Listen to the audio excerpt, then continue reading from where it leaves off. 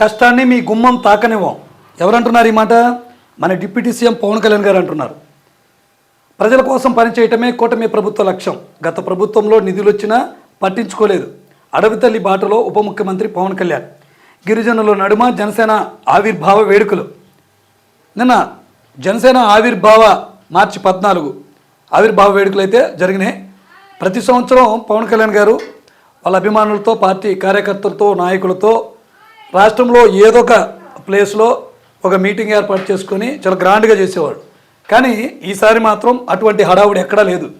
పాడేరులో ఒక ఏజెన్సీ ప్రాంతంలో ఇటీవల రోడ్డు మార్గం లేని చోట ఆయన రోడ్డు ఒకటి వేశారు, సిమెంట్ రోడ్డు.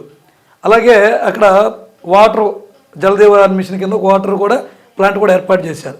సో అక్కడికి వెళ్ళి వాళ్ళతో ఆ ప్రారంభోత్సవం చేసిన తర్వాత వాళ్ళతో ఈ వేడుకలు జరుపుకున్న సందర్భంలో ఆయన ఏం మాట్లాడుతున్నారంటే, మీరు ఓట్లు వేశారా లేదా అన్నది చూడలేదంట, పార్టీ చూడలేదంట.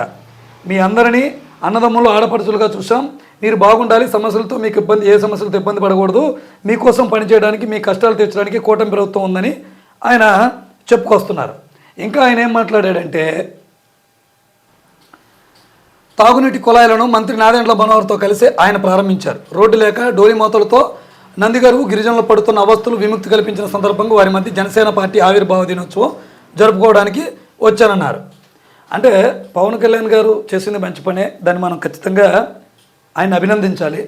కానీ పవన్ కళ్యాణ్ గారు ఏదో ఒక మారుమూలాలు ఉన్నటువంటి ఇలాంటి ఏజెన్సీ ప్రాంతాన్ని చూస్ చేసుకొని చిన్న సహాయం చేసి, దానికి చిన్న పని చేసి, అదేదో ఇక ఆయన చేయకపోతే ఎవరు చేయలేదు అని చెప్పుకోవడం అనేది ఇక్కడ అతిశక్తి కనబడుతుంది. ఇక్కడ ఉప ముఖ్యమంత్రి అంటే ఆయన స్టేట్ మొత్తానికి నాయకుడు. ఏదో చిన్న ప్రాంతంలో చేస్తే అది అయిపోదు. నేను మీకోసమే పుట్టాను, మీ కష్టాలు మీ గుమ్మం దాటనేమో, ఈ మాట వినగానే మనకేం గుర్తొస్తుంది? మీ కష్టాన్ని మీ గుమ్మం తాకనేమో అనే మాట వినగానే మనకి ఆయన నటించినటువంటి block buster movie Attarintiki Daredi సినిమాలో అంటారు కదా, కష్టాన్ని మీ కాంపౌండ్ వాల్ తాకనివ్వని అత్తాని అంటాడు కదా, ఆ డైలాగ్ మనకి ఎమ్మటే గుర్తొస్తుంది అనమాట. సో ఆయన సినిమా నటుడు కావడంతో ఇలాంటి డైలాగులు ఆయన వస్తూ ఉంటాయి. కానీ నిజ జీవితంలో నిజంగా ఆయన ఒక ప్రాంతానికి కాదు, ఏపీ మొత్తం ఓవరాల్గా ఆయన కింద ఉండాలి. సపోజ్ ఎన్టీఆర్ జిల్లాలో గిరిజన ప్రాంతాల్లో తాగునీటి సమస్య ఉండి కిడ్నీ వ్యాధితో చాలామంది గిరిజనులు బాధపడుతున్నారు.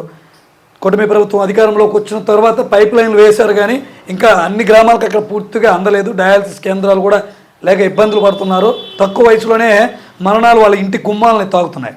సో మొత్తం మీద ఆయన ఇవ్వాలి, తీర్చాలి, చేసుకుంటూ వెళ్ళిపోవాలి. కానీ ఇలా కష్టాలు మీ గుమ్మాలను తాగనివ్వం అని చెప్పి ఇలాంటి స్టేట్మెంట్లు కాదు.